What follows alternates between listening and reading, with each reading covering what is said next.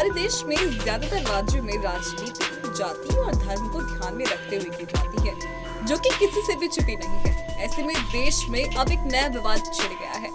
अभी औरंगजेब पर घमासान शांत नहीं हुआ था कि समाजवादी पार्टी के सांसद रामजी लाल सुमन के राणा सांगा को गद्दार और देशद्रोही बताने वाले बयान पर हंगामा खड़ा हो गया है। अब इस मामले में राजपूत समाज से तीखी प्रतिक्रियाएं सामने आ रही हैं और समाजवादी पार्टी की लगातार गिरगिटी हो रही है। और समाजवादी पार्टी के मुखिया अखिलेश यादव ने भी कहीं न कहीं अपने साथी का साथ देते हुए उन्हें समर्थन तक दे दिया है। ऐसे में बड़ा सवाल है कि क्या रामजी लाल सुमन के बयान से समाजवादी पार्टी को नुकसान होगा या नहीं। चलिए आपको साल 2024 का लोकसभा चुनाव याद दिलाते हैं। उस समय गुजरात में पुरुषोत्तम रूपाला के बयान के बाद चीजें बीजेपी के पक्ष में नहीं रही। उन्होंने कहा था कि अंग्रेजों ने हम पर राज किया, राजा भी उनके आगे झुक गए।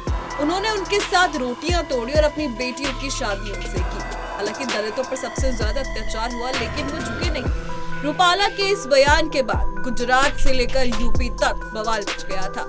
राजपूत समाज से विरोध प्रदर्शन शुरू हो गया।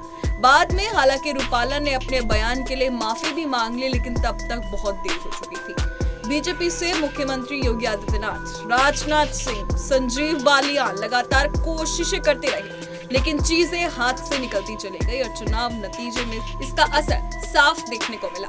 बीजेपी जो साल 2019 के चुनाव में 62 सीटें जीती थी, वो साल 2024 में सिमट कर महज 33 सीटों पर आ गई। वहीं समाजवादी पार्टी जिसके पास 5 सीटें हुआ करती थी, उसने सबसे बढ़िया प्रदर्शन करते हुए बीजेपी को चारों खाने चित कर दिया और उन्हें पछाड़ दिया और साथ ही साथ 37 सीटें अपने नाम कर ली। कांग्रेस पार्टी जिसके पास सिर्फ रायबरेली सीट हुआ करती थी, उसने 6 सीटें अपने नाम कर ली।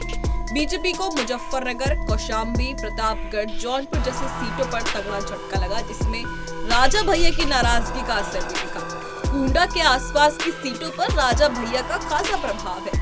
वो पहले मुलायम सिंह यादव के करीबी माने जाते थे, लेकिन समय बीतने पर वे भाजपा के करीब आ गए। सपा मुखिया अखिलेश यादव और उनके बीच बयानबाजी का दौर भी चला, लेकिन साल 2024 में ऐसा माहौल बदला कि राजा भैया अखिलेश के खेमे में खड़ा नजर आए। हालांकि लोकसभा चुनाव के बाद बीजेपी ने स्थितियां सुधारी और राजपूत समाज का भी नेतृत्व बीजेपी को मिला और उनका गुस्सा भी कम हुआ।